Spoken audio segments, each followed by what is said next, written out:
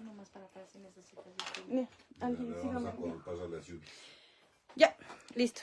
¿Listo? Ujú. Bueno, muy buenas tardes. En nombre de la Federación Nacional de Ecuatorianos con Discapacidad Física, deseamos mandarles un fuerte abrazo a todos ustedes, pedirles mil disculpas por la interrupción, lamentablemente por las lluvias. Tuvimos un imprevisto electrónico, pero que lo hemos solucionado. Así que bienvenidos una vez más para estar con todos nosotros. Hoy día, justamente tenemos un tema muy importante que trata el síndrome de Down, que es parte de las condiciones de discapacidad que existen en el mundo. Nos acompañan hoy día el doctor Boris Abrigo, un amigo quien es genetista, quien nos va a poder orientar algunas inquietudes que tenemos como sociedad civil. Ya Marco Augusto Quevedo, quien es nuestro compañero y amigo, que principalmente es un líder, un promotor de los derechos de las personas con discapacidad. Boris, bienvenido, muchas gracias. Muchas personas tienen muchas inquietudes y nace desde la inquietud porque el desconocimiento muchas veces te lleva a hacer conjeturas o a ver desde la perspectiva, desde lo que le cuentan, más no desde lo que es científicamente o lo que es médicamente. ¿Y qué es el síndrome de Down? O sea, ¿cómo podríamos definir el síndrome de Down? Buenas tardes, Javier. Buenas tardes, Marcos. Buenas tardes a toda la audiencia. Es una pregunta bastante importante y la definición básicamente del síndrome de Down es una condición en la cual las personas tienen un cromosoma extra. Entonces, aquí viene la cuestión de qué es un cromosoma. ¿Sí? ¿Qué significa esto? Todos los seres humanos y todos los seres vivos en general tenemos un material genético que es el ADN. Este ADN es el material que nos proporciona o nos da las características de guardar información, similar a una memoria, pero que a diferencia de ella tiene la posibilidad de transmitirse a la siguiente generación. Entonces, este ADN, para poder transmitirse cuando se divide en las células, lo que hace es empaquetarse. Yo siempre les digo a todos los pacientes que cuando estamos hablando de esto es similar a cuando tenemos un ovillo de lana, ¿sí? El hilo viene a ser el ADN, pero cuando este está enrollado y forma una bolita, ya no le llamamos hilo, le llamamos ovillo. En este caso, el cromosoma es el ADN y ya no como hilo, sino como la bola. En este caso, el cromosoma que tiene la forma más o menos de una X. De estos cromosomas, todos los seres humanos tenemos un número que es 46. En el caso del síndrome de Down, se da porque existe un cromosoma adicional, en este caso que es el cromosoma 21. Pero cuando tú dices cromosoma quiere decir que directamente entre hombres y mujeres no hay diferencia. Todos los hombres o mujeres tenemos esa cantidad de cromosomas, ¿no es cierto? Todos los hombres y mujeres tenemos esa cantidad de cromosomas. Perfecto. Y esta parte es importante también, y gracias por recordarme que hay condiciones que son ligadas a los cromosomas sexuales. Cuando son ligadas a los cromosomas sexuales, sí hay una cierta predisposición de que ciertas condiciones sean más frecuentes en los varones o que sean más frecuentemente transmitidos por varones o mujeres. En el caso del síndrome de Down, el cromosoma 21 es un cromosoma que tenemos tanto varones como mujeres, y por eso la incidencia es equiparable, tanto en varones como en mujeres. No hay una predilección por el sexo en este caso. Cuando hablamos genéticamente, podríamos decir que esto puede ser hereditario o no, o en un momento dado no es que el papá o el abuelo o la tercera generación anterior y por tal razón tú vas a tener un síndrome de Down, o no es hereditario directamente, ¿no es cierto? No. Sí, justamente. No todas las condiciones genéticas son hereditarias. Entonces, y el síndrome de Down es una de ellas. El síndrome de Down es genético, sí es genético, pero no es hereditario. Es decir, justamente como tú mencionas, no tengo que tener ni mi papá, ni mi abuelo, ni un tío, ni un primo con síndrome de Down para yo como persona, y si quiero formar una familia, tener más riesgo de desarrollar el síndrome de Down. Hay elementos que se han visto que pueden influir en o aumentar el riesgo de tener un hijo o hija con síndrome de Down. Y este viene dado básicamente por la edad. Sabemos que a partir de los 35 años, en el caso de las mujeres, hay una mayor probabilidad de tener hijos con o hijas con síndrome de Down u otras alteraciones cromosómicas, no solo ellas. Por frecuencia, el síndrome de Down dentro de las alteraciones cromosómicas es la más frecuente. a nivel mundial se reporta una incidencia más o menos de uno por cada 1000 a 1100 nacidos. Pero aquí en el Ecuador tenemos una de las incidencias más altas dentro de la región. En promedio, hablamos que hay uno por cada 550 nacimientos. Uno por cada 550, por cada 600 nacimientos. Personas con síndrome de Down. Y la mayoría son de personas que están por debajo de la edad de los 35 años. Entonces, esto es importante también porque muchas personas han leído respecto a la edad y dicen, bueno, yo tengo menos de 35 años. ¿Por qué nació mi hijo o mi hija con síndrome de Down? La causa específica de por qué se produce o por qué no durante la formación de los óvulos y los espermatozoides no se produce la división y queda la cantidad exacta de cromosomas que deberían estar, todavía no se sabe. Hay algunos estudios y justamente hay uno que se publicó hace poco, el mes pasado, en el que se está investigando un gen que está en el cromosoma 21 en una región que es importante para que se produzca la mezcla y división de estos cromosomas. ¿Por qué es importante esto? Esto es importante porque muchas de las ocasiones las alteraciones genéticas pueden derivar en alteraciones mucho más grandes. En este caso, como la presencia de un cromosoma extra. Este gen no está establecido todavía, es decir, no es una regla, pero el análisis de esto promete bastante, no solo para el conocimiento, sino también para el tratamiento de esta condición, ya que a día de hoy no podemos hablar todavía de una cura de las personas que tienen síndrome de Down. Ahora, tú nos hablabas y nos decías que esto es cuando mantienes la relación, es durante el proceso del embarazo, ¿no es cierto? Sí, el síndrome de Down se produce básicamente porque durante la división, que se conoce como meiosis, que es cuando se están formando las células, espermatozoides y óvulos, no se dividen adecuadamente. Nosotros decíamos que tenemos 46 cromosomas. Ahora, estos 46 cromosomas están en todas las células de nuestro cuerpo, pero en las células germinales, que vienen a ser óvulos y espermatozoides, no pueden haber 46 cromosomas, tienen que haber la mitad, 23, porque al momento de producirse la concepción, los 23 cromosomas que vienen en el espermatozoide se van a unir con los otros 23 que vienen del óvulo y juntos van a dar los 46. Entonces, ¿qué es lo que ocurre?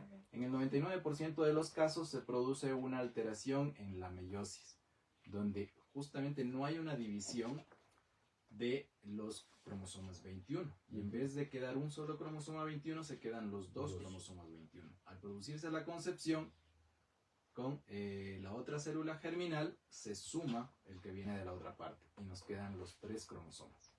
¿Puedes determinar durante el embarazo la posibilidad de ya saber durante esos 9 meses el que puedas tener en tu vientre a un niño o niña con síndrome de Down?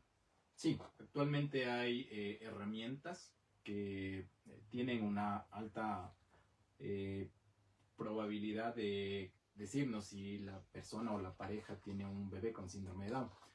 Esta prueba actualmente se llama estudio del ADN fetal en sangre materna y se lo puede hacer a partir de las 10 semanas de gestación. O sea, a las 10 semanas puedes hacer. Nos piden que puedas subir un poquito la voz, que nos escucha muy bien. Puedes ponértelo así, aquí en la parte de la camisa, de forma... Es un poco... así, parado. Trata de ponerle parado. Ajá, y si nos ayuda alzando la voz para que ellos puedan escuchar. O sea, a las 10 semanas, ¿cómo te vas con un examen de sangre o...? Sí. ¿O cómo te pueden identificar? O sea, ¿cuál es el proceso? Dentro de los estudios... Perdón, ¿y es un pedido de la madre o de los padres? ¿O el padre puede decir, hágale un examen a mi esposa? O sea, ¿cómo funciona ese proceso también? Porque muchas veces, no sé si estoy equivocado, pero muchas veces cuando pueda nacer un hijo con discapacidad, me imagino que tú en tu experiencia, no sé si has visto, que los padres te pueden estar culpando también, decir, es que es de tu familia, o es que es de esto, es que es de este otro, más bien no tienen claro las condiciones con las que están pasando y se vuelve un conflicto o no. Sí, hay dos cosas, ¿no? Siempre es un conflicto porque hay esta situación. Cuando hay un embarazo en el cual se ha detectado ya una alteración, viene, y si decimos que es genético, ahí vienen las personas personas siempre asocian genético con hereditario. Por eso mencionaba yo al inicio. El síndrome de Down no es hereditario, pero sí es genético. Y es una condición que en realidad se produce al azar. Todos, tanto hombres como mujeres, tenemos el riesgo de tener un bebé con síndrome de Down y cualquier otra condición genética, ¿sí? Hay muchas condiciones que son aleatorias. En algunas ocasiones incluso le llamamos la lotería. Es una lotería genética.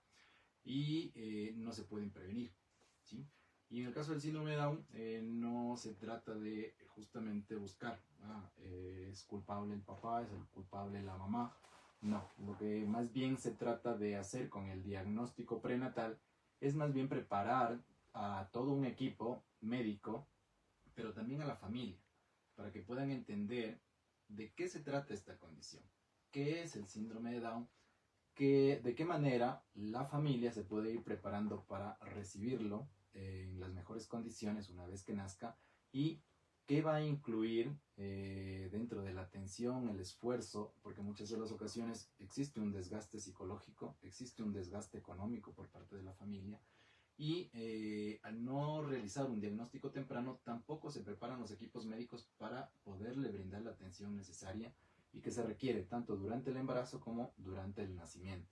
Entonces, dentro de las pruebas diagnósticas hay pruebas que se llaman de tamizaje y pruebas diagnósticas. El estudio del ADN en sangre materna es una prueba que se la realiza a través, justamente extrayendo sangre en el brazo de la mamá. Esto no da ningún riesgo en el bebé y nos permite establecer un riesgo, si existe o no un riesgo, en este caso en la mamá, de tener un bebé con síndrome de Down. Si esta prueba me da positiva, no necesariamente quiere decir que el bebé tiene síndrome de Down, sino que tenemos que ir de ahí a otra prueba, que son las pruebas diagnósticas. Las pruebas diagnósticas, a diferencia de la de tamizaje, sí son ya invasivas e incluye, por ejemplo, la extracción de líquido a través de una aguja, ¿sí? Se saca líquido amniótico y se estudia ahí los cromosomas del bebé, o a través de, igualmente, la extracción de la aguja a través de la barriga de la mamá y se saca sangre del cordón umbilical. Estas pruebas sí nos permiten ya tener una certeza del diagnóstico y, en este caso, comunicarle a la familia. ¿Quiénes se pueden hacer? Hay algunos elementos que en genética nosotros durante la consulta evaluamos para ver cuáles son las personas que tienen más riesgo y que son las que deberían realizarse. Pero las guías americanas de ginecología y obstetricia a día de hoy nos dicen que todos los embarazos pueden hacerse el estudio del ADN fetal en sangre materna para determinar el riesgo. Y lo pueden solicitar en este caso los papás. Ahora, lo que siempre se aconseja cuando se hacen pruebas genéticas es que todas las parejas que se van a hacer cualquier estudio genético tienen que tener una consulta de genética médica, una consulta de asesoramiento. ¿Por qué? Porque ahí se les va a explicar cuál es el alcance que tendría este estudio, qué vamos a buscar, qué podemos buscar a través de este examen y qué no nos va a salir, porque hay ocasiones que se hace el estudio del ADN en sangre materna y los papás nos preguntan, ahí yo puedo saber cuáles son el color de ojos que va a tener mi hijo, cuál es el sexo del bebé. Por ejemplo, este segundo sí se podría saber a través de este estudio, el color de ojos no, ¿sí? O a veces nos preguntan por otras condiciones que no entran dentro del análisis de este estudio. Entonces siempre es importante que la persona y la pareja, si lo desea realizar, lo solicite y lo hable con, en este caso, su ginecólogo obstetra, con su obstetra, pero siempre es importante que estas pruebas, antes de que se las realicen, tengan una consulta de asesoramiento genético y luego, una vez que ya está el resultado, tengan nuevamente la consulta que se llama consulta de entrega de resultados, donde se va a explicar si salió positivo, qué implica este resultado. Si salió negativo, igualmente, qué implica tener un resultado negativo. Y solo dos inquietudes que me parecen interesantes. ¿Puede haber un embarazo de gemelos? ¿Y pueden ser gemelos, no? ¿Los dos? ¿Podría Sí. darse? Dentro de los gemelos tenemos dos tipos de gemelos. Los gemelos verdaderos o gemelos monocigotos y los gemelos dicigotos, que son hermanos o que comparten el porcentaje de genes similar a un hermano de una época distinta del nacimiento, o los mellizos que les llaman normalmente. Entonces, cuando hablamos de gemelos idénticos, los gemelos idénticos o monocigotos son aquellos que provienen de un solo óvulo y un solo espermatozoide, y ellos comparten la mayoría del material genético. Mientras que los gemelos dicigotos o los mellizos que les llaman son hermanos, pero que provienen de cada uno un óvulo y un espermatozoide diferente.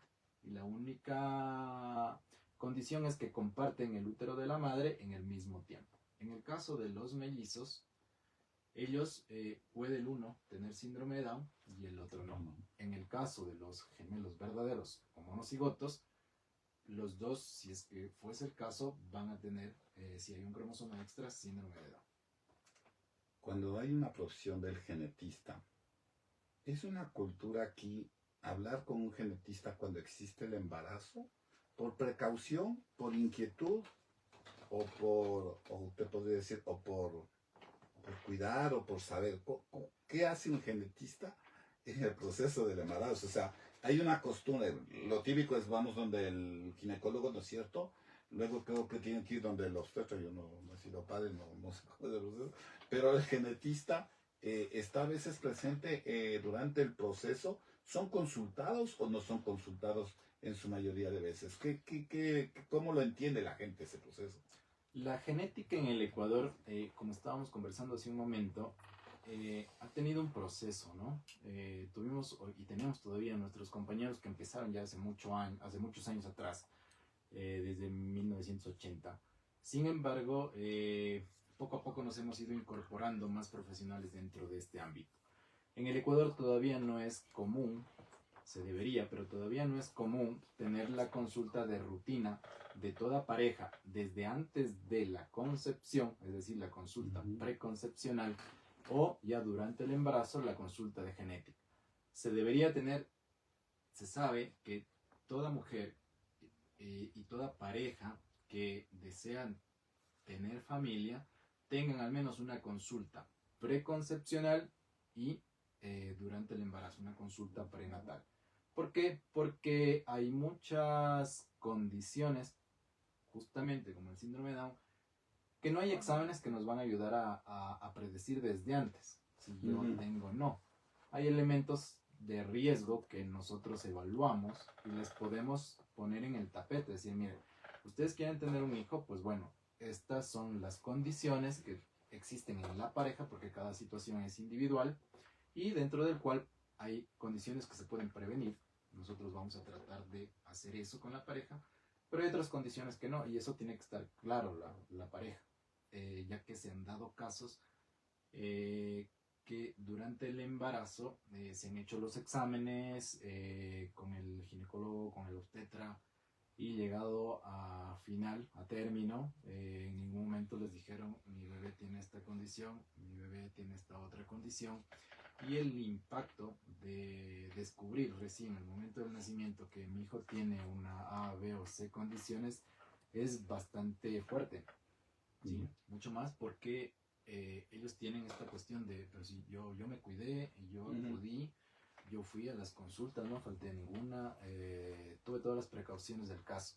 Entonces, en genética nosotros nos encargamos de afinar ese o sea, es lo que a veces mucha gente quiere encontrar después, dice, es que tomaste licor, fumaste, ingeriste drogas y por eso sale el síndrome de Down. No va por ese lado. No va por ese lado. Y esto es importante porque justamente nosotros como cultura, aquí en el Ecuador y en la región andina sobre todo, tenemos todavía elementos que nos dicen, mira, es que estás en luna llena o ahora es una época tal y por eso te nació el hijo así, o mira, es una brujería, es una maldición.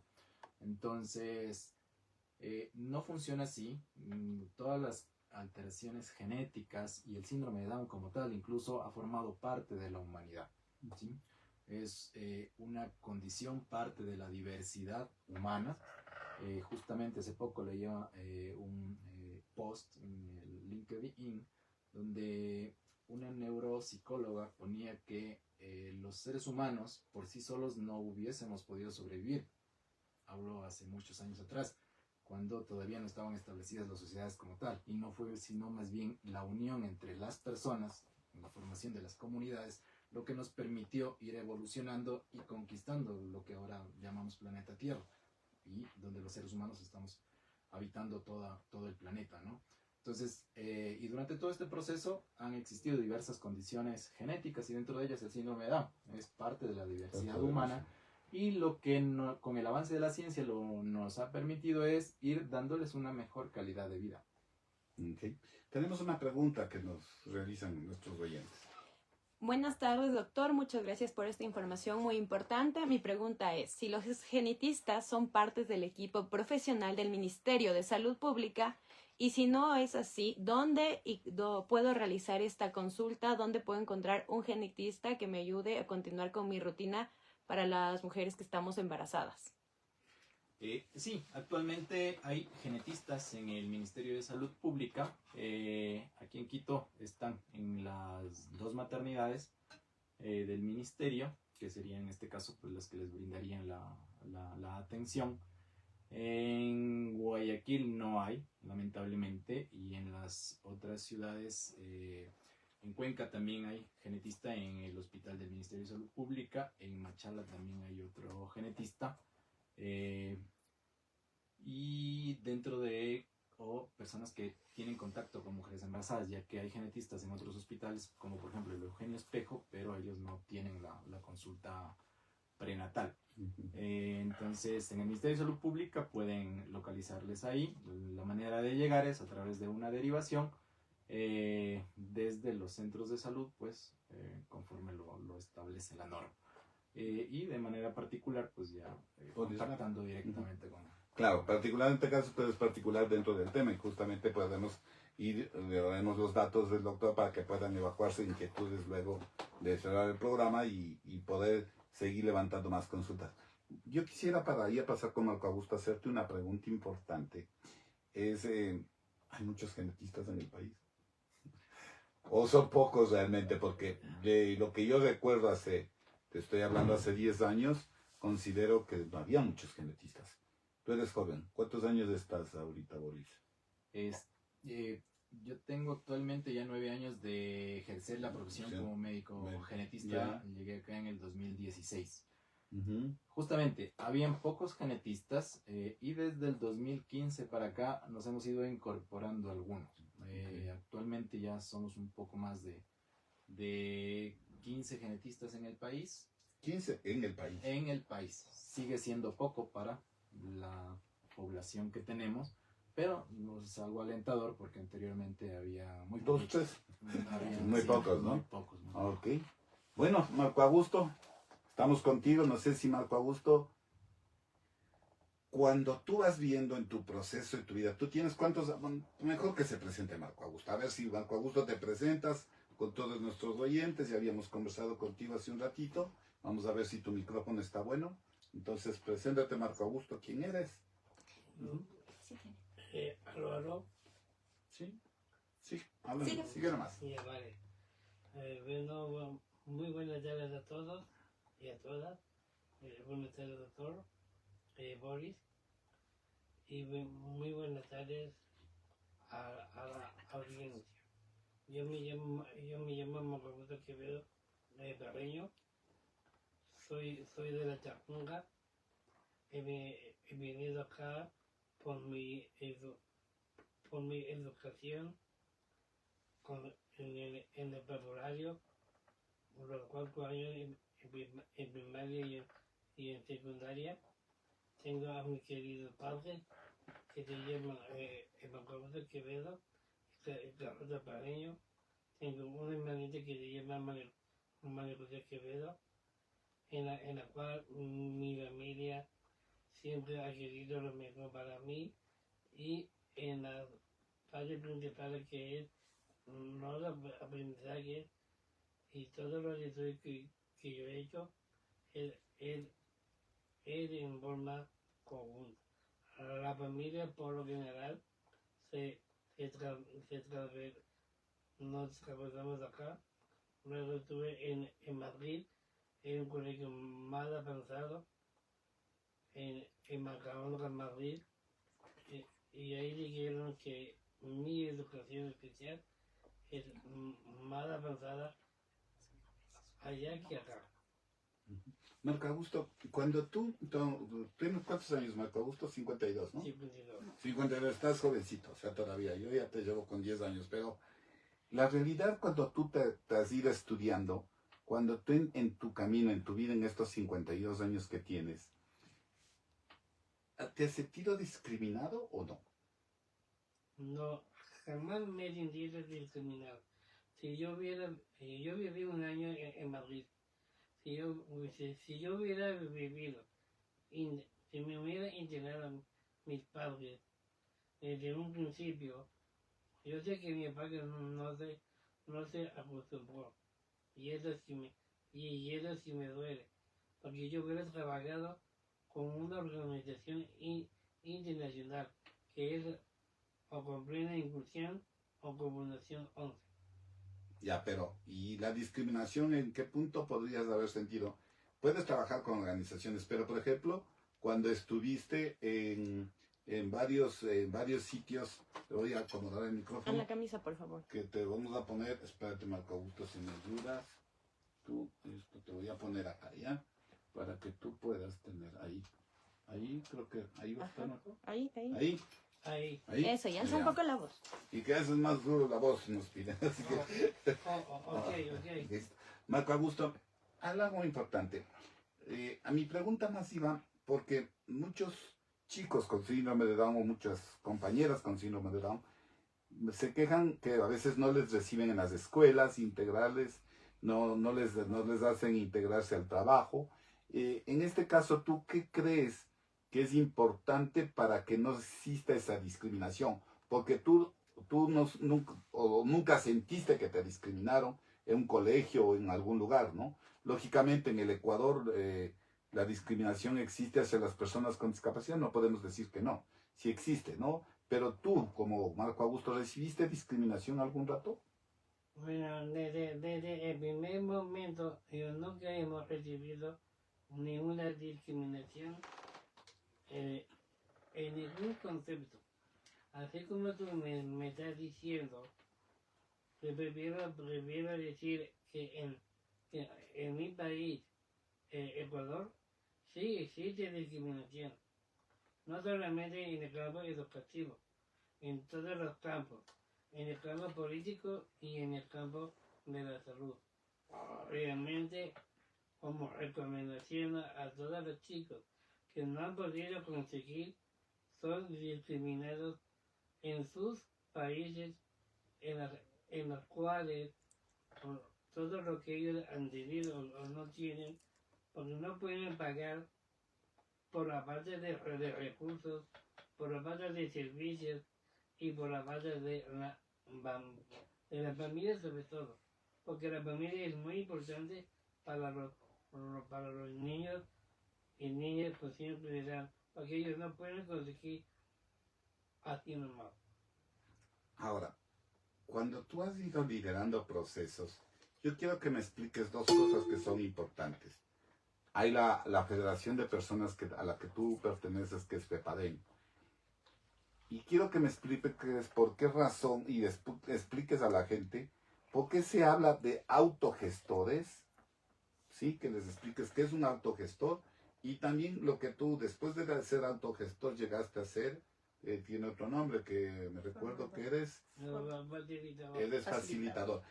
¿Qué es el autogestor? Bueno, ¿qué es un autogestor? Es una persona que puede decidir por sí mismo, es una persona con discapacidad, es una persona que puede dirigirse a sí misma a las otras personas. ¿Qué es un facilitador? Es una persona con discapacidad individual en la que puede trabajar en medios de trabajo, que pueda dirigir en equipos y en grupos en la cual se derivan los dos. Tanto el perfil del facilitador, tanto el perfil del autogestor. Desde el comienzo, primero fui autogestor, conociendo el perfil, y luego fui a conocer el bebé de los facilitadores, porque ahora los facilitadores somos otra cosa con fuerza, porque sabemos dirigirnos y trabajar para todas las federaciones de y para con discapacidad. O sea que tú más bien lo que estás haciendo es impulsando, en cierto modo, el aprendizaje que tuviste por medio de Naciones Unidas para promover los derechos de las personas con discapacidad, de la Convención de los Derechos, los diferentes instrumentos legales. Tú aprendiste dentro de todos los artículos y el protocolo facultativo, aprendiste esos artículos para promover los derechos de las personas con discapacidad. ¿Tú puedes capacitar a más compañeros en estos procesos? Claro, encantado. Yo puedo, además de facilitar, dar ayuda, dar apoyo y poder capacitar a las personas que realmente necesitan. Porque no todo lo da más de... por ejemplo, yo puedo iniciar con ustedes, porque con ustedes son más fáciles. En cambio, si vamos por ese lado, yo puedo facilitar y quiero estudiar o sistema braille o lenguaje de señas. Para los no videntes en sistema braille y para los auditivos con lenguaje de señas. La lengua de señas internacional es muy conocida más que en el sistema braille. O sea que tú consideras que tu conocimiento principalmente, a más de que eres un facilitador, quieres saber de lengua de señas para comunicarte también con los compañeros sordos. Así es. Me gustaría estudiar la lengua de señas porque generalmente nosotros como facilitadores necesitamos.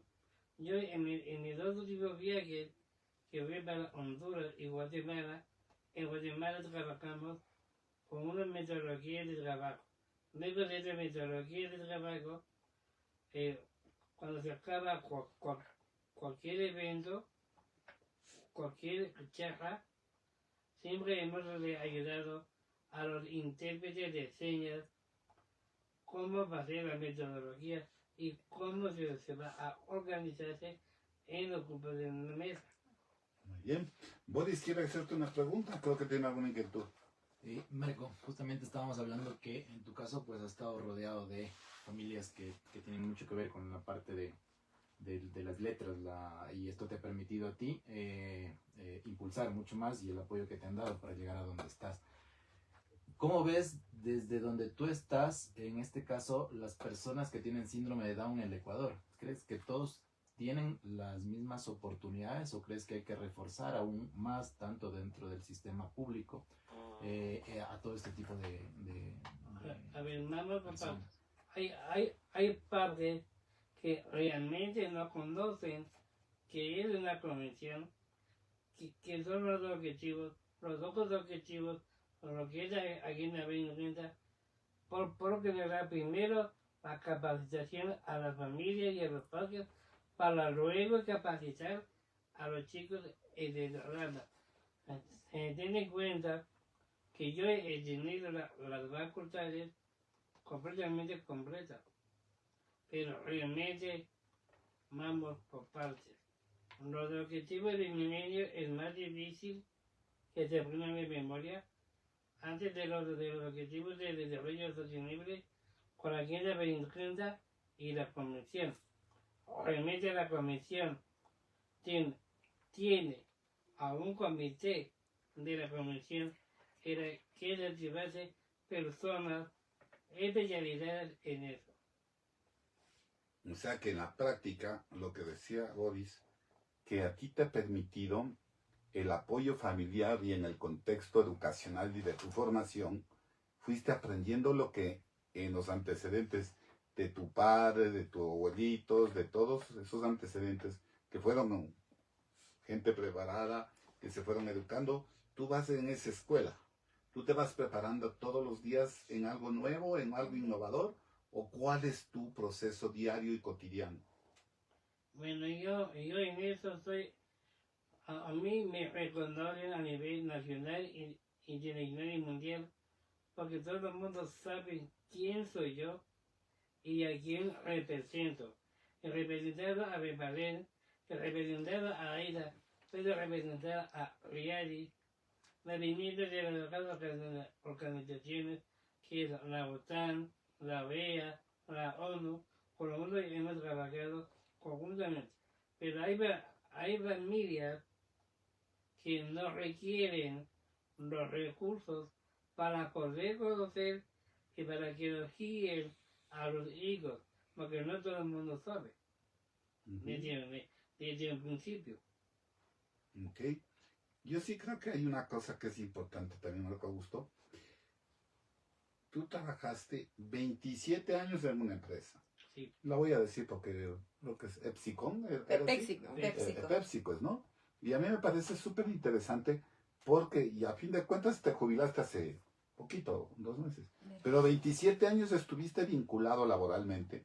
¿Cómo te sentiste tú en esa empresa trabajando? O sea, dentro de tus actividades, en pandemia te tocó hacer teletrabajo, pero antes ibas a oficina. Son 27 años que a fin de cuentas, de los 52, o sea, quiere decir que 25 años aproximadamente entraste a trabajar y lograste llegar a esa etapa y jubilaste. ¿Cómo te sientes tú ante ese hecho, no? Y ahora estés jubilado para leer el periódico en la Plaza Grande o qué vas a hacer. ¿Cuál es tu idea? ¿Cómo vas a hacer? Y aquí a futuro. Sé que te vas a Alemania el domingo a un encuentro mundial de personas con discapacidad y que vas justamente motivado para mostrar lo que se está haciendo y lo que vas haciendo. Entonces, cuéntanos primero, ¿cómo te sentiste tú en ese trabajo? Bueno, yo en mi campo laboral siempre he tenido mucha suerte. Desde que primero practiqué para graduarme y tener una tesis de mi graduación. He practicado en 3 empresas. Luego de terminar mis prácticas, me contrataron en PepsiCo, que es una empresa muy grande a todo el nivel, en la cual tuve un equipo muy bueno, porque siempre han querido lo mejor para todos los empleados. Realmente las empresas tienen que superar del 4% al 8% con personas con discapacidad. Y eso sí hemos hecho. Porque generalmente se retirarse de los buenos gerentes, porque los gerentes también tienen que tener un conocimiento en las hojas de vida como aspirantes para en el campo laboral. Y yo en ese campo he trabajado 27 años de mi vida laboral, trabajando y también he hecho el trabajo virtual, tanto de la casa, tanto presencial. En el otro campo, yo he podido representar porque conozco mejor que todo el mundo. Y soy el único reconocido a nivel local, nacional, internacional y mundial. Tenemos una pregunta para Marco Antonio, por Bien, favor. muy bien. Marco Augusto, ¿cómo lograste ser independiente? Bueno, nosotros como Bepalén hemos hecho un proyecto de vida independiente en las redes regionales. En Cuenca, en Quito, en Guayaquil. Y nosotros para ser independientes tenemos que tener una preparación como personas y un entrenamiento como personas. Nos han elegido a 5 personas para ser independientes y nos ven súper bien. Nuestros padres nos dejaron, pero solamente Guayaquil no reconocieron eso. Cuando Guayaquil empezó con el proyecto de vida independiente, ellos que los padres les dejaron a terceras personas para que les dejen sin ninguna evaluación. En cambio, que aquí se cuenta es otra cosa diferente. dentro de la vida independiente. En la vida independiente se dice por realista que soy y conectado, uno tiene que aprender en la vida para saber lo que tiene que hacer y uno tiene que hacer. Cuando uno hunde una familia para formar, necesita de alguien que te impulse y para poder impulsar necesita de una preparación y de un entrenamiento. Muy bien, pues esa es parte importante. Marco Augusto, para ir cerrando contigo, yo digo que vos sí tienes un amor en tu vida. ¿Quién es el amor de tu vida para ti? Yo conozco una señora que siempre está contigo, que te quiere mucho, que te cuida, que también te deja ser independiente, que también te sabes enojar. ¿Quién es esa persona? A ver. Bueno, por lo que, a ver, nosotros tenemos que dar gracias a Lenny Moreno, porque es el único representante en la ONU, porque él supo hacer lo que tenía que hacer. Ya. Hemos firmado una convención, una ley orgánica, los objetivos, y ahí viene lo otro. Lo que es de Berlín, tenemos un equipo de facilitadores para todos los chicos, porque no todos los chicos están preparados. Pero ¿quién está atrás de todos esos chicos? Porque yo te hablé de un amor de tu vida y saliste con otra cosa, pues yo quiero saber contigo. A ver, ¿quién es la que te acompaña a ti en tu casa siempre? Yo tengo a una amiga que es amiga mía, pero tu mamá no será la... No. No es tu mamá el amor de tu vida. Si vos, tu mamá te cuida muchísimo. No. Un momento. A ver. No es como que en mi caso, Ya. que si la baja, es la que me acompaña en estos viajes, lastimosamente, ok, porque ya. el chico no tiene el campo, conocemos, trabajamos conjuntamente. Ya te entendí. Cuando viajé a Brasil, viajé con Carlos Córdoba, también tiene experiencia. O sea, es un equipo en conjunto. Ya te entendí. Ahora sí te conté. Así como tiene el diseño baile y en el diseño. El diseño tiene sus intérpretes a nivel nacional, local, nacional, internacional y mundial. Sobre todo Juan Ángel tiene 2. O sea, tú dices que los asistentes que tienes para lograr una vida independiente son importantes. Pero yo sí creo que es importante también rescatar que en la familia siempre uno tiene que respaldarse, ¿no? Porque la mamá, el papá o la hermana, en este caso, o el hermano, son parte de lo que uno vamos aprendiendo, ¿no? Siempre los padres o la madre de uno le cuidan. Yo tengo 62 años y hasta ahora mi mamá es como su hijo chiquito, ¿no? O sea, creen que todavía seguimos siendo chiquitos, pero es porque se vuelve esa parte materna. ¿Tú cómo te sientes dentro de tu característica con tu familia? Tienes una hermana con la que te llevas muy bien, que es María José, ¿no es cierto? Sí. Para María José, para ti te ayuda a orientar, te aconseja.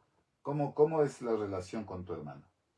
Bueno, nosotros como hermanos nunca hemos tenido como nuestras familias tienen, que discusiones, que peleas, que polémicas. No, es súper distinto. La relación entre hermanos es muy importante en la familia para que los padres no se sientan frustrados, con demasiado estrés. He tenido una gran familia que siempre hemos sido muy unidos en todo. Generalmente, no todas las familias están preparadas. Hay que capacitar, hay que orientar, hay que trabajar por partes. Muchas gracias. Tenemos una última pregunta para Marco Augusto. Marco Augusto, ¿crees que tener una discapacidad es un limitante para poder trabajar? ¿Sí o no? No, porque te voy a decir una cosa. Hay que ser muy sincero en el carácter de pregunta. En el carácter de pregunta, la discapacidad no es una condición, para que te digas hasta aquí nomás o hasta aquí nomás. No. Nunca se había que tomar ninguna etiqueta en ningún nivel, ni en ninguna empresa. Lastimosamente, yo por lo menos pienso que para una persona con discapacidad es muy importante su vida, su futuro, su vida, lo que quiere hacer. Si quiere estudiar, estudiar. Si quiere trabajar, trabajar. Si quiere ir de este país, se va de este país. Pero realmente tienes que tener una independencia en forma conjunta, sabiendo cuáles son los beneficios más importantes dentro de un país. En este país que se vive una democracia, la peor democracia que hemos tenido como país, a nadie, todo el mundo se está yendo, porque todo el mundo no está en los parámetros que tiene que ser cada persona, porque cada persona decide por sí sola. Nadie tiene que ser obligado en el proceso electoral. Ninguna obligación. Si quiere sufragar, sufraga. Si no quiere sufragar, no sufraga. Bien. Bueno, eso me acaba gusto. Ahí ves, Boris, o sea, cómo vamos en este proceso que es importante y cómo nos vamos vinculando, ¿no? Entonces, yo sí creo que la parte importante cuando va un profesional de la salud tiene que lograr ese enfoque. ¿Por qué los médicos, o podríamos decir, no los médicos de general, por qué cuando hay una atención efectiva no se promueve más la participación directamente de genetistas? ¿O sí se promueve la participación de los genetistas? Lamentablemente, por justamente lo que mencionábamos, el número de genetistas en el país Muy pocos. eran muy pocos. Entonces, la genética como tal no ha estado en el campo dentro de la medicina. Tanto así que incluso dentro de la formación de los médicos no había la cátedra de genética. Entonces, a día de hoy igual la especialidad no existe aquí en el país. Todos los genetistas nos hemos formado como tal fuera del país. Y más bien ahora estamos en la lucha para que se incorporen dentro de todo el equipo médico y podamos brindar una mejor atención. Justamente lo que decía Marco ahora y lo que preguntaba, ¿qué hacer o cómo lograr que una persona que tiene alguna condición logre independizarse? Porque ese es el objetivo al final. Uno como médico siempre trata de que los pacientes tengan una mejor calidad de vida. Es el objetivo dentro de cualquier persona que esté involucrada dentro del ámbito de salud. Entonces, para el síndrome de Down específicamente, el lograr como equipo médico, tanto de médicos especialistas, subespecialistas, pero también los psicólogos, la terapia física, la terapia ocupacional, la terapia del lenguaje y el abordaje de la familia y las organizaciones, permiten que se logre esa independencia. Se sabe a día de hoy que si esa intervención se la realiza entre los 0 años hasta los 6 años, tienen una mayor probabilidad de toda persona con síndrome de Down de ser independiente. Incluso, dependiendo de la condición, hay a la actualidad personas con síndrome de Down que se han graduado de la universidad.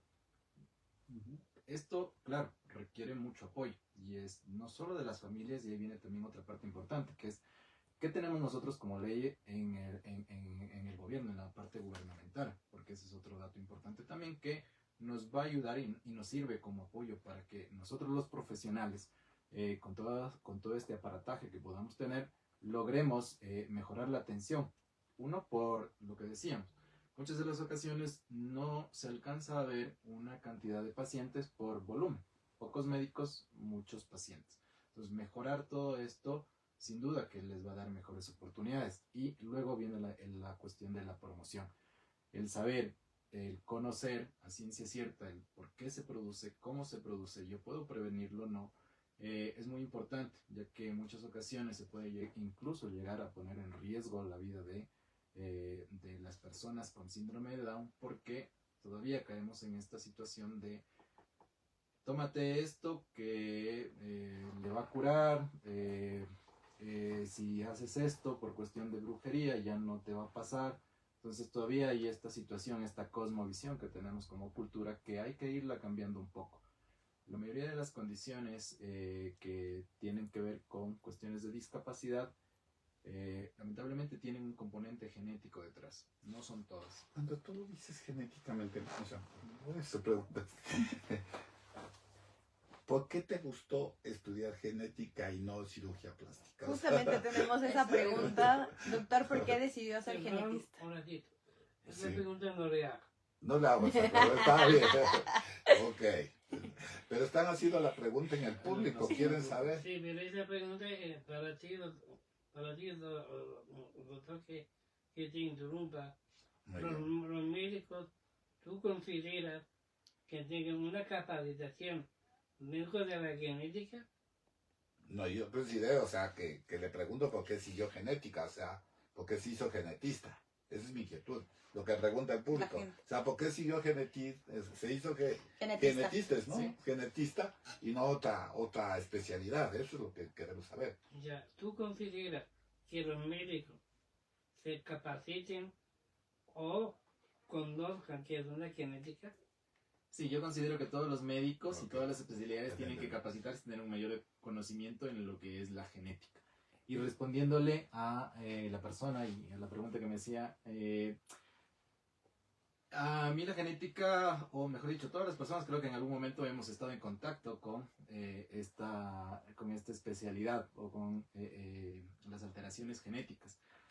Y dentro de mi proceso yo tenía como curiosidad, por ejemplo, cuando yo era niño, tenía un compañero, un amigo del vecindario que tenía los ojos de distintos colores y él era sordo.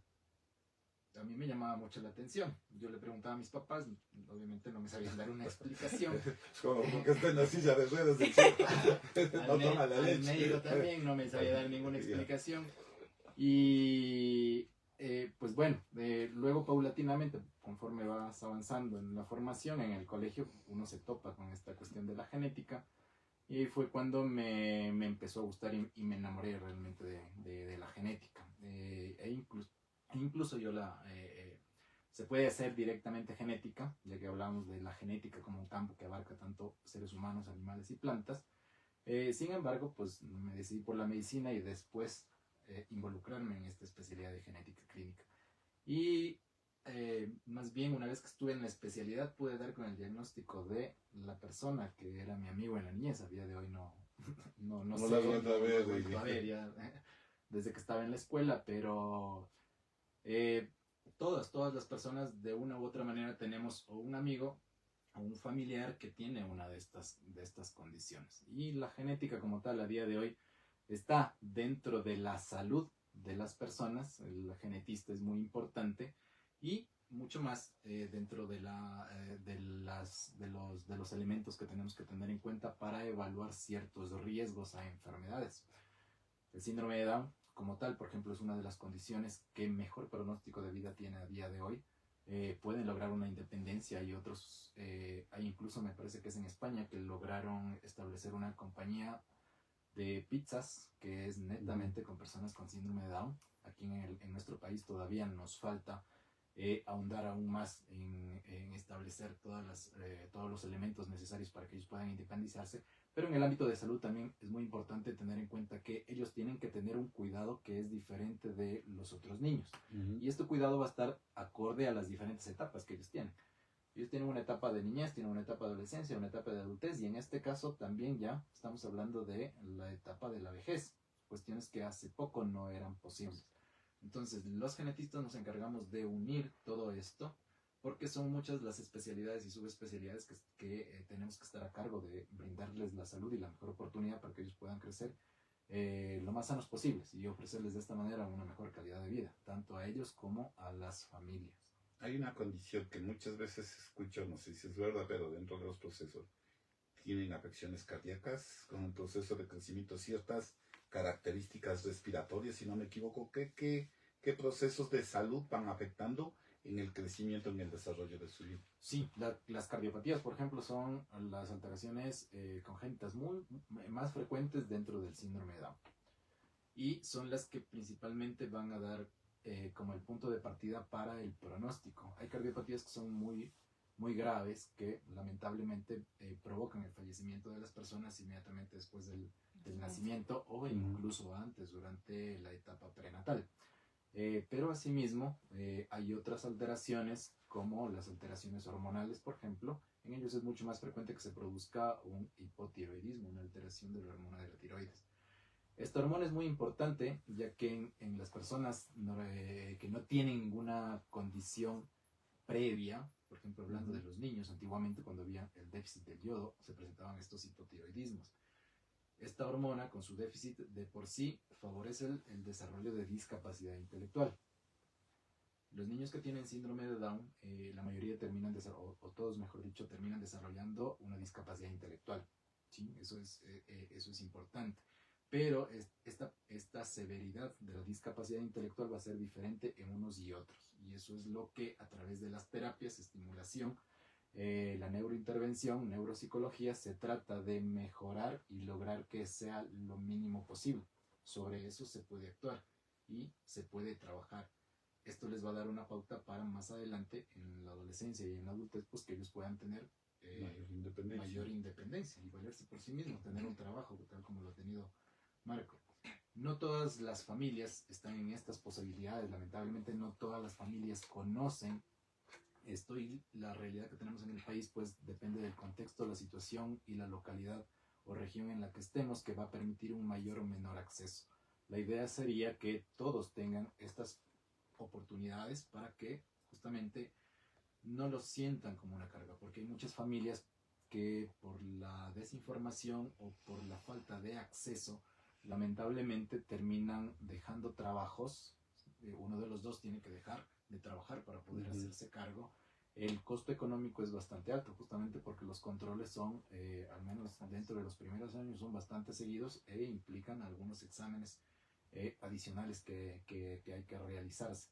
Entonces, en la genética y con todo el equipo médico, ¿qué es lo que nosotros hacemos? Lo que nosotros hacemos es tratar de unir todo esto, que no se quede nada afuera, que reciban toda la atención que necesitan, y de esta manera, pues, quitar todos estos mitos. Por ejemplo, existe el mito que todo niño con síndrome o niña con síndrome de Down no va a poder trabajar. Ese es un mito realmente a día de hoy, ¿sí? Que todos los niños que tienen síndrome de Down tienen cardiopatías, y tampoco es así. Si bien la mayoría tienen, hay niños incluso que cuando nacen no tienen una cardiopatía estructural como tal, ¿sí?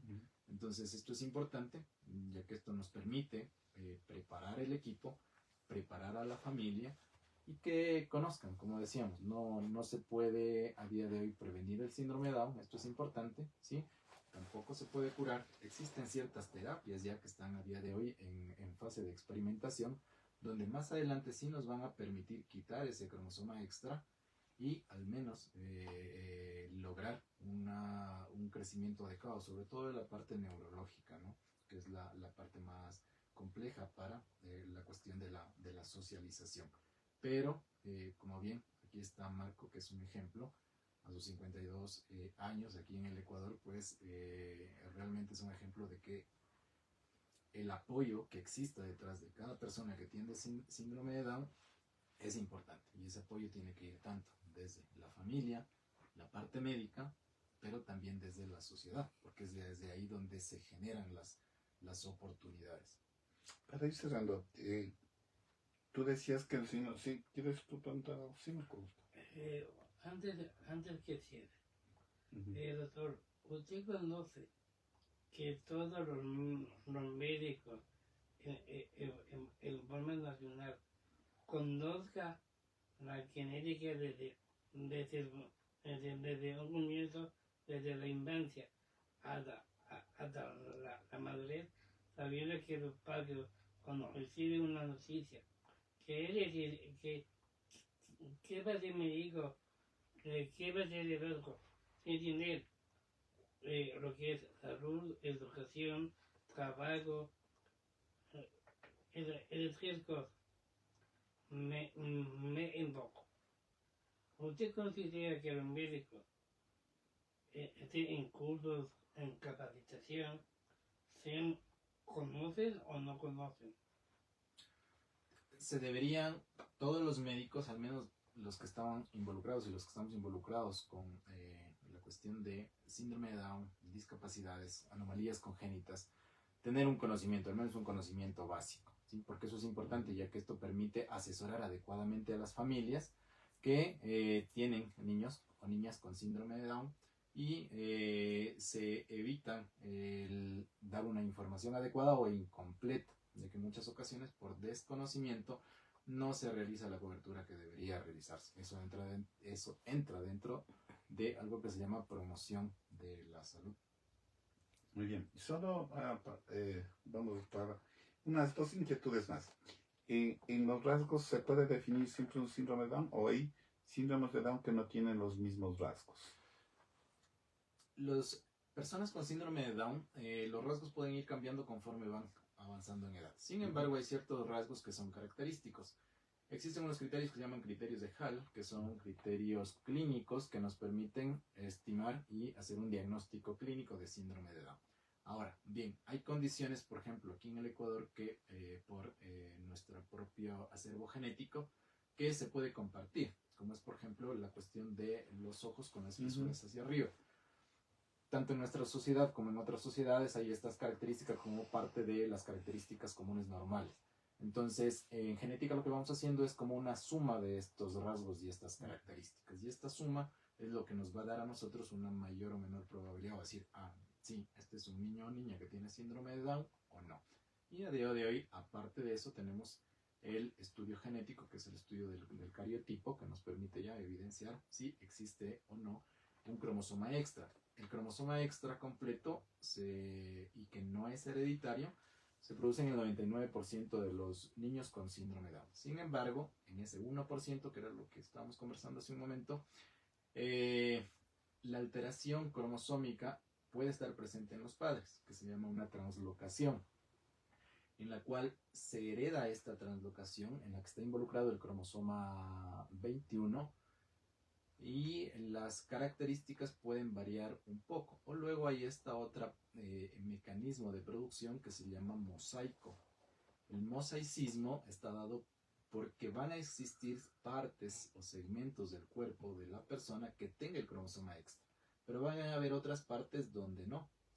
Por ejemplo, en las personas con síndrome de Down, que son mosaicos, puede que no tengan una discapacidad intelectual como tal, ¿sí? O que no tengan todas las características que muchas de las personas, incluso es de los síndromes que más conocidos a nivel social, pero que puede que no estén presentes. Y uno u otro, independientemente, forman parte de los rasgos comunes de la población. Y solo ya para agradecerte, Tiboris, una pregunta. Sí, tenemos una pregunta. ¿A qué edad se denomina un embarazo longevo? ¿Y la edad tiene que ver que mi hijo nazca con síndrome de Down? Sí, esa es una pregunta importante. Hablamos que un embarazo cuando se produce un embarazo empieza a tener riesgo cuando, atendemos aquí dos edades, tanto la edad de la madre como la edad del padre. Y estas edades van a influir en el riesgo que tengan para tener hijos con alguna condición cromosómica o con alguna condición genética monogénica. En el caso de las mujeres, por encima de los 35 años y cada año que pase va a ser un riesgo mayor para tener un hijo o hija con síndrome de Down u otra alteración cromosómica. Mientras que se habla que la edad de los padres, a día de hoy se habla más o menos un corte de 45 años y por encima de esta edad igualmente mayor riesgo para tener alteraciones en los genes, más frecuentemente que en los cromosomas. Querido doctor, muchas gracias por esta información. ¿En dónde podríamos hacer una consulta con usted? Claro, yo formo parte del grupo Heredity, que somos un grupo de genetistas que nacimos aquí en el Ecuador. La empresa es de aquí del Ecuador. Nosotros estamos aquí en la ciudad de Quito, en la calle Los Andes de América, en el edificio Yone Business Center, en el 6º piso. Pero también contamos con otros colegas en la ciudad de Cuenca, en la ciudad de Machala, en la ciudad de Guayaquil. Pueden contactarse al número al 099-536-8130 o al 096-137-0553. Pues podemos repetir un poquito más despacio, por favor, no sé si lo pueden colgar. Sí, lo vamos a colgar, Sí, pero tenemos ya la información. Ah, ok. pero igual lo repetimos. Una pregunta ya para cerrar que digo, ya vamos a... ¿Cuál es la diferencia? ¿Qué significa el ADN? Ya. Ya, o sea, porque yo oigo el ADN y se oye también, es que es algo genético o es la parte de cada ser humano, ¿no es cierto? Sí. Y yo he visto que por medio del ADN se identifican un montón de cosas, ¿no? Desde el árbol genealógico, si no me equivoco, hasta otro montón de concepciones. Y alguna vez vi, no sé, vi en la televisión algo y yo decía, pero no me explicaba que querían descubrir a un asesino que era por medio del ADN, hicieron en una población X y llegaron a descubrir el asesino. Era de la vida real, pero yo decía, ¿cómo pueden hacer eso? O sea, ¿por qué razón? ¿Qué significa el ADN? O sea, ¿que tiene que ver algo fundamentalmente en cada ser humano? Sí, el ADN es una molécula que está formada por una doble cadena y unida por algo que se llaman nucleótidos. Y el ADN básicamente nosotros le llamamos que es la molécula de la vida. El ADN la tenemos los seres humanos, la tienen los animales y lo tienen las plantas. Y lo que yo les suelo explicar de manera sencilla a los pacientes, a los padres cuando preguntan, el ADN es como el lugar donde guardamos la información de las características de cualquier ser vivo, en este caso de los seres humanos, y es por eso que nos parecemos nosotros a nuestros padres, a nuestros abuelos o a nuestros tíos, o incluso familiares mucho más lejanos. Entonces el ADN es una estructura que está en la célula, en cada célula de nosotros, y ahí lo que se guarda es la información.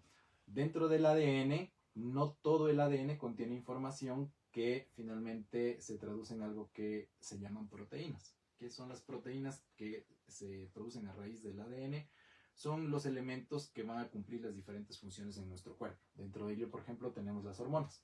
Las hormonas son proteínas cuya información está guardada en el ADN. Entonces, el lugar en el que se guarda la información dentro del ADN, nosotros le llamamos gen. Entonces, un gen viene a ser como una unidad de información. Dentro de todo el ADN, más o menos se habla en promedio a día de hoy que existen unos 20.000 genes, es decir, 20.000 unidades de información que nos dan las características que tenemos los seres humanos. Cuando se altera alguno de estos puntos es cuando se producen las alteraciones. ¿Sí? Bueno, agradecerte, Boris, a Marco Augusto, que tengas un lindo viaje, que disfrutes también ahí en representarnos al país y a las personas con discapacidad en este encuentro en Alemania. Y para todos ustedes, esperamos seguir con nuestros podcasts, principalmente trabajando en algunos temas importantes. Iremos citando el tema laboral muy pronto, iremos citando el tema de educación y la representación. Y también estaremos hablando del veto parcial. ¿Qué significa un veto parcial de una ley? Principalmente para cómo apoyar a las personas con discapacidad en este conocimiento. Nos veremos hasta la próxima. Un abrazo fuerte.